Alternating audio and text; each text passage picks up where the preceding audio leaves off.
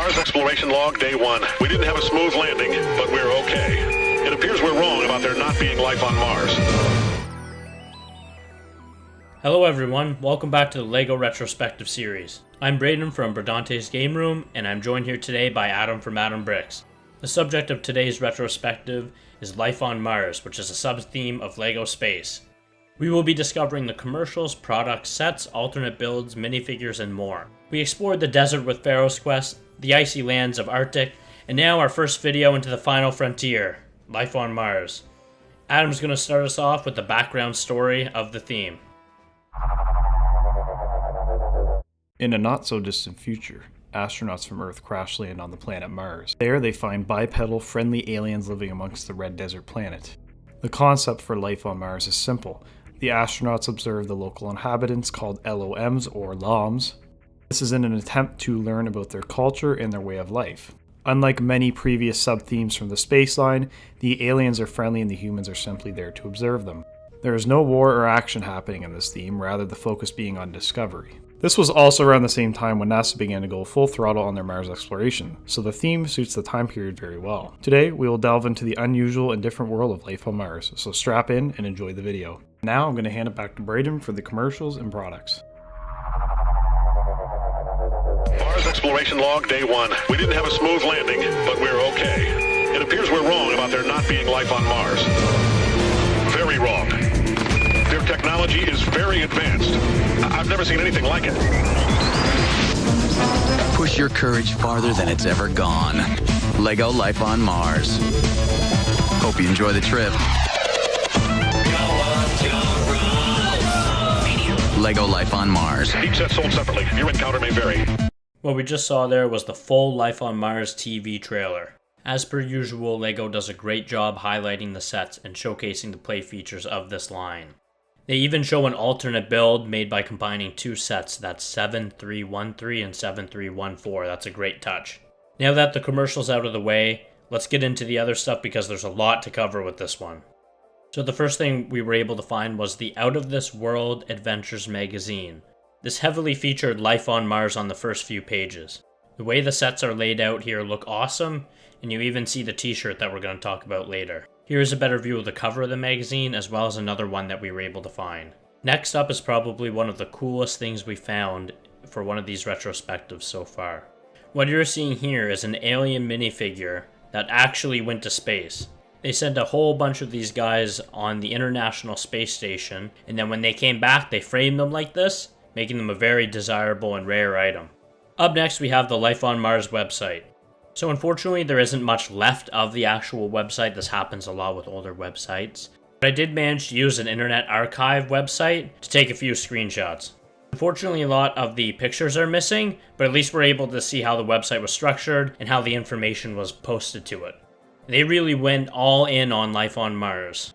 The next thing we're covering is the Life on Mars live show. This live show ran at Legoland Parks in 2001. What you're seeing on screen now is a recording of that show. It's been very exciting to see as a kid. The alien costumes actually look great, and it seems very accurate to the actual theme. It sort of reminds me of the live-action Ninja Turtle movie.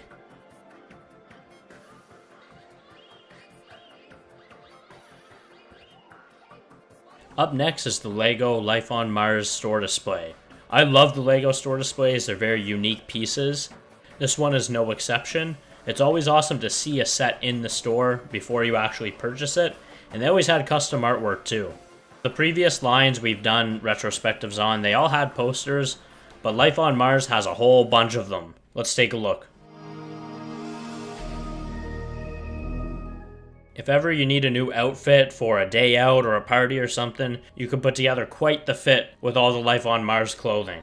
Starting out, we have this gray t-shirt, and yes, this is the same one that was shown in the magazine earlier. Next up is this orange t-shirt that kind of looks like a prison uniform.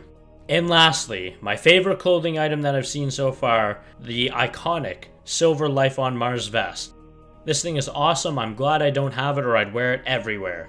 Those were the big Life on Mars products, but there's quite a few others. We're going to go through them really quick now. I'll show a picture of them up on screen as I list them off.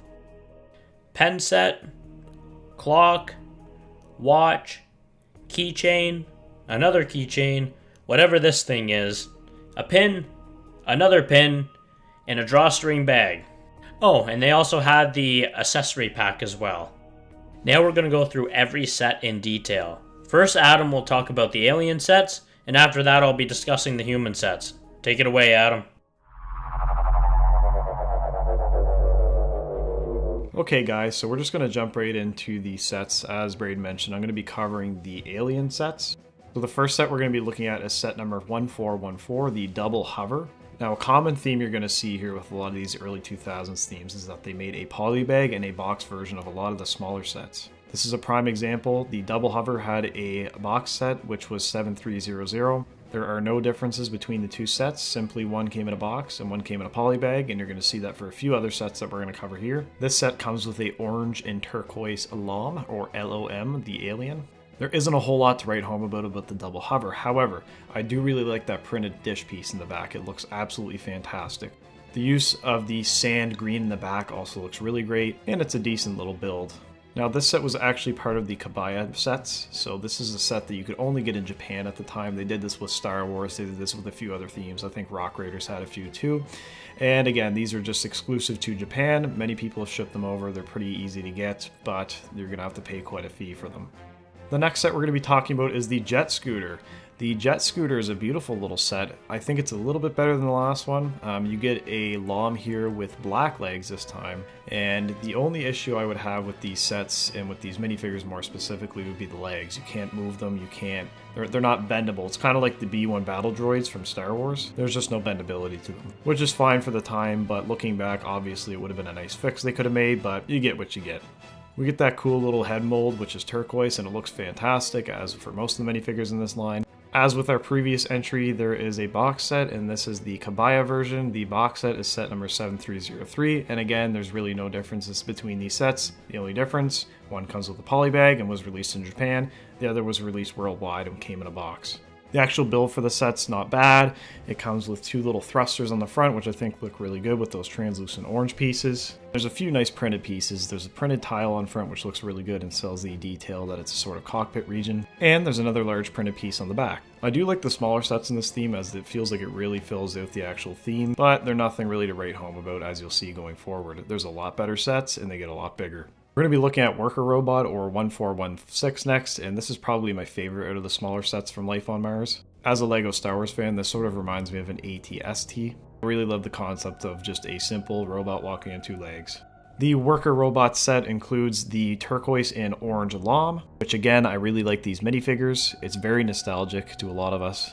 The only thing I would say with this set is that the coloring is a little bit off on it. I like the sand colors they were using in the previous sets, and for this set they seem to have gone for a more sandy kind of look with the brown and the tan. And it looks okay, but I just don't feel like the colors flow quite well together with the dark old gray. It just looks a little off-putting to me. Besides that, this is probably my favorite set from the smaller sets in the theme.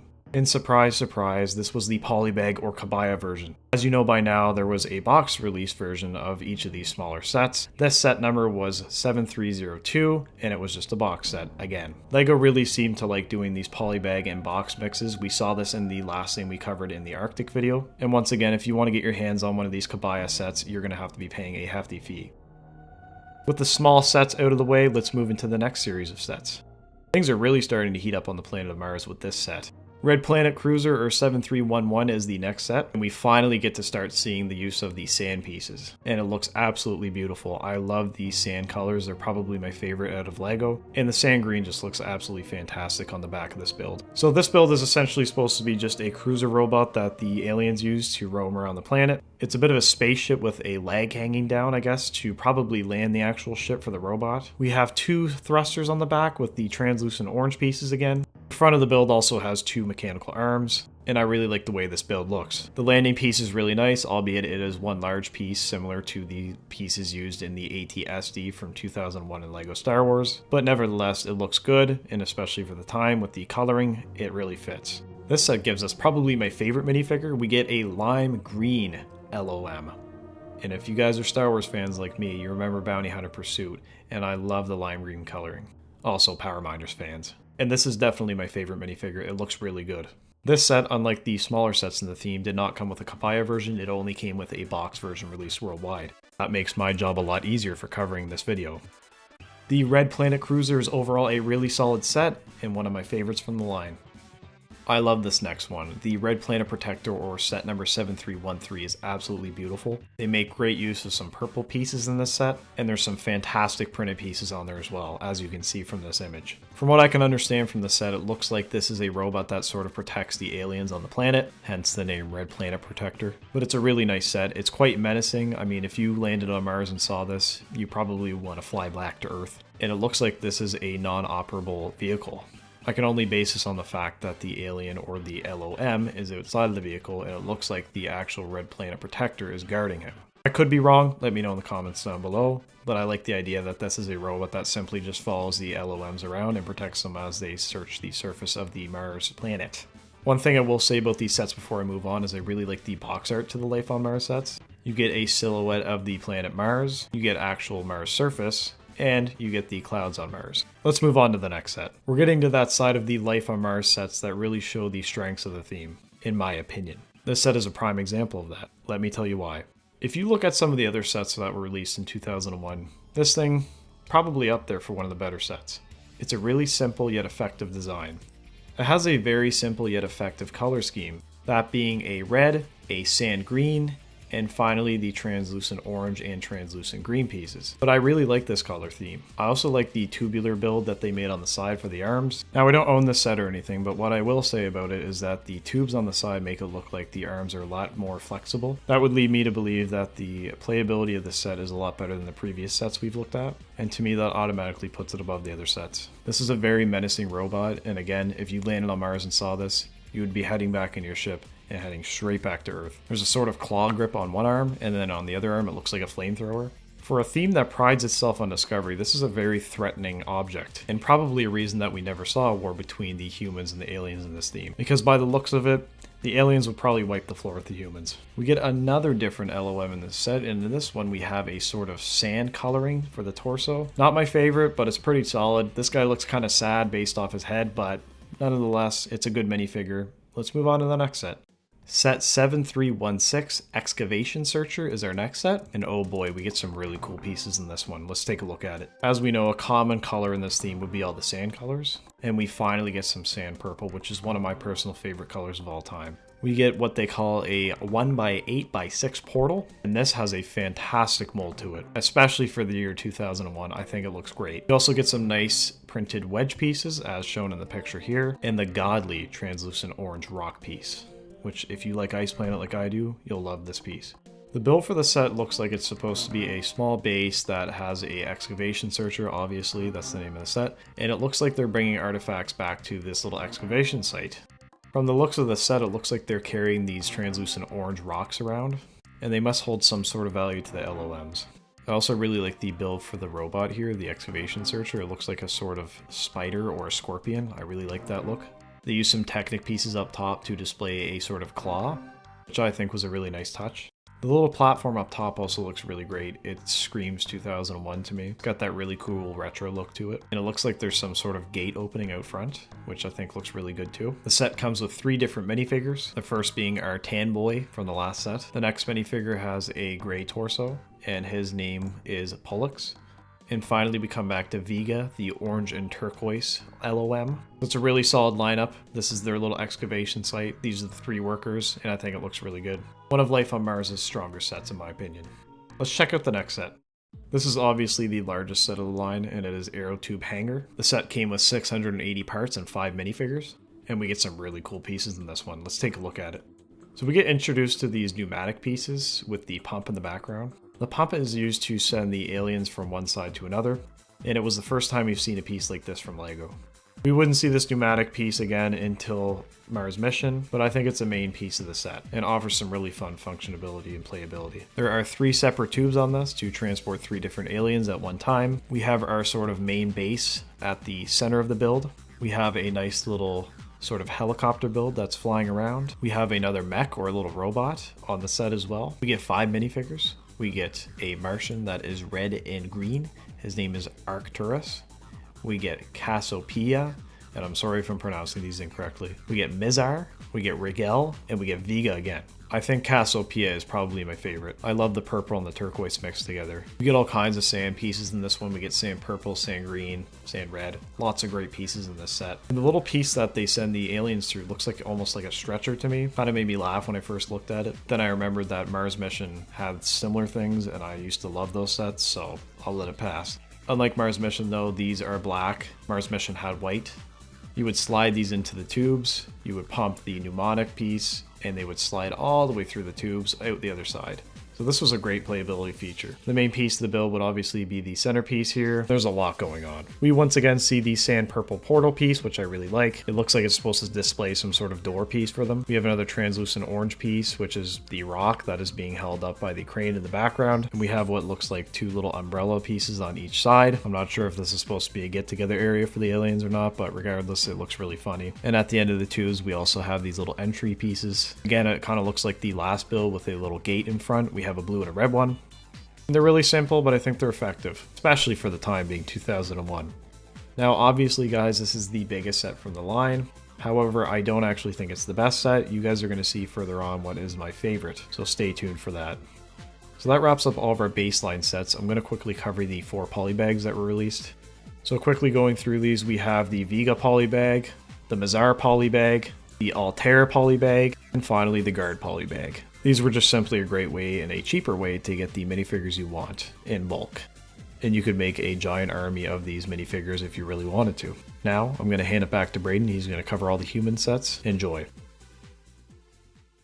Okay guys, so I'm in charge of taking a look at the human sets. I'll also be covering the combo packs as well as the alternate builds. Stay tuned to the end of the section to see those. Alright, so the first set we're going to be looking at is 1195 Alien Encounter Polybag. So here's a picture of it up on the screen now. If you've watched the other retrospectives, you know we're not the biggest fans of the polybags. However, this one's pretty good. You get an alien and you get a human minifigure. So already you're up 2 minifigures in 1 polybag. That's great. The builds themselves really aren't bad at all. Both of these builds would look at home in any of the other sets. So as far as polybags go, this one's great. So the next set we're looking at is the Rover 7301. So not a bad little build. You get 1 minifigure with it. It's very similar in size to the human build in the polybag we just looked at, but just a little bit bigger. Not a bad build, nice and compact, and I like what they did with the tires here. This set is the exact same as 1413 and 7309. The main difference is the packaging, but the build is the exact same. Up next is 7310, the Monojet. This is a nicely put together little set. I really like the use of the big wheel in the middle of it. I find that sets it apart from a lot of the other vehicles that all have 4 wheels. This one has great colors and is not a bad little set for 33 pieces. Up next, we have the T3 Trike 7312. This is where things start to heat up a little bit on the human side of Life on Mars. This is a great build. 3 wheels, an awesome cockpit, and it looks like some sort of tubing going to the cockpit. This is awesome. It looks like something you would see on Mars. I think it captures what they're going for perfectly. Up next, possibly one of the best sets in the line, 7315 Solar Explorer. You get a pretty healthy lineup of 3 minifigures, fully equipped, ready to deal with anything they find on Mars. There's some great piece usage in this set as well. The cockpit is well done, and that big large red piece you can see on the ship can be lifted up so you can see inside. There are also 2 mini builds included with this one being a small vehicle. I think the only thing that could make this set better is maybe a small alien build, maybe bugging them or something, but this is an awesome set. Those were all the mainline sets, but now we're going to take a look at the combo packs. First one is called Alien Discovery 78777. As seen here, it includes 7308 Double Hover, 7311 Red Planet Cruiser, and 7309 Rover. I'm not going to go over all the sets again because we already have, but it does have special box art and it looks awesome. This is a really nice piece. Next up, we have the Life on Mars kit. That is K7317. This kit includes 7317, 7314, 7313, and 7315. We weren't able to find much on this one, but these are for the bigger sets in the line, so it would have been an awesome kit to get. And the final set is Life on Mars 4-pack. This one is listed on Bricklink as item number CabMars-1. And includes 1414 double hover, 1415 jet scooter, 1413 rover, and 1416 worker robot. Again, we've already talked about all of these sets, but this is a great way of filling out your Life on Mars collection. And it's almost like a battle pack, really. You get 4 minifigures with 4 vehicles. Not a bad option if you're looking to add to the bigger sets that you already have of this line. So that concludes a thorough look at all the sets that Life on Mars has to offer. There were quite a few alternate builds as well. A lot of them involved putting 2 or more of the sets together. I'll put all the ones we could find for you up on screen now. Take a look and let us know what you think down in the comments below.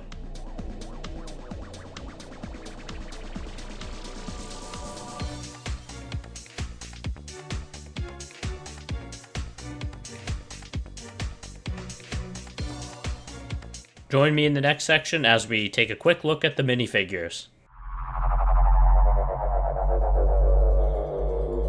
Welcome to the minifigure section. Bricklink states that Life on Mars has 20 figures, however one of them is being deleted. It looks like it was a duplicate. It's the one with the yellow X next to it, LOM003. So Life on Mars has 19 minifigures. There were 5 humans and then the rest of them were all aliens. A standout for the humans would be LOM015. He had this nice chrome piece and appeared on the Solar Explorer. The other standout would be his co-pilot on the Solar Explorer, LOM017. He also had that nice chrome piece. As for the aliens, I actually think they look really good. They use a recolored droid body from the Star Wars line, and are mostly different shades of green. I'm a big fan of how their printings for their heads look, and I think there's enough unique factors about each alien that makes them really stand out from one another. My favorites being LOM011 and LOM009, both of which appeared in the AOT Tube Hanger, and Mizar, the LOM009, he appeared in a polybag as well. The most common figure is LOM013, the assistant minifigure. This human fig appeared in 4 sets, that's why it's the most common and least expensive. If you need to add some assistants to your set, you can get them for an average of $2.09. As for the most expensive fig, we have LOM005, Arcturus. This guy appeared in only 1 set, the AOT Tube Hanger, and if you wanted to make an army of Arcturuses, it's going to cost you $16.51 each. He's the most valuable figure in the entire theme, likely due to his nice print and only being in 1 set. That's all for the minifigures. Again, a lot of the aliens look similar, but have little things to differentiate them. And the humans, well, they all look pretty much the same. Pretty solid lineup of figures for this theme. Up next, we're going to talk about our favorite sets in the line, starting with Adam Brickz. Okay everybody, so for my favorite set, I've chosen set number 7315, the Solar Explorer. The reason that I decided to pick this set for my favorite was because of the simple fact that it's a spaceship, and I really like that. It's very basic. It uses some really nice large panel pieces in the middle there. And I've always enjoyed LEGO's builds of rockets or little spaceships, and this one does not disappoint for me. I also like that little robot there that they have. I'm not sure if that's a robot or just a little station for them, but I really like that build. And I like the little car for our astronaut too. That looks really good too. Lots of great detailing, lots of great printing on this set, and I just think it's a really solid one, and it's definitely my favorite of the line. I think objectively speaking, the AOT Tube Hanger or set number 7317 is the best set. However, the smaller set, which was the 7315, was my favorite. Like I mentioned earlier, some people might be surprised by that. But it's my choice at the end of the day, and I really like this set. So I'm going to hand it back to Braden now, and he's going to go over his favorite sets. When it comes to my favorite sets for Life on Mars, there's 2 that really stand out for me. The first one is Excavation Searcher 7316. This thing comes with 3 alien minifigures, and just look at that color scheme. Light brown and orange looks awesome. I think this set would display so nicely on a shelf, and I just love how all the aliens they have a place to sit on the actual craft. I think it's super cool to see them like working as a team to run this thing. The other one that I really like is the Solar Explorer 7315. You get the best selection of human minifigures that the line has to offer. You get a few mini builds, and that big red part comes off so you can see inside the ship. Very cool feature. I also find that a big make or break point for me when it comes to spaceships is the cockpit, and this one nails it. It has a beautiful cockpit. I don't have much else to say about these two that we haven't said already, but they do stand out when you look at the line as a whole. Join me next for the conclusion, tier list, and possibly a surprise.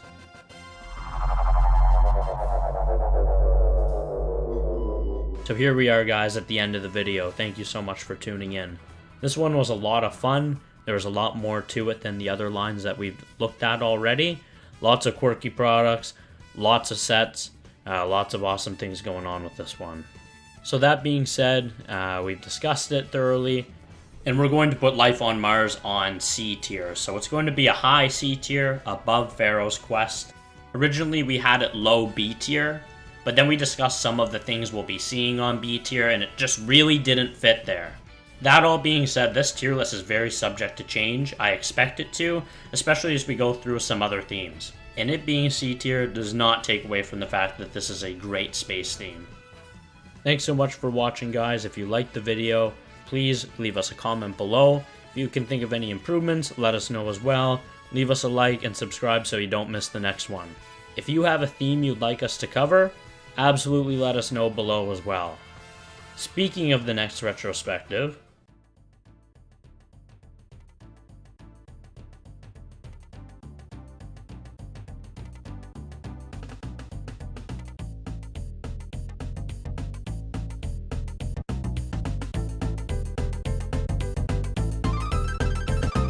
stay tuned for the next episode of our retrospective series as we head to the Amazon with the crew of Johnny Thunder to discover hidden artifacts and possibly secrets that lie beneath the Amazon.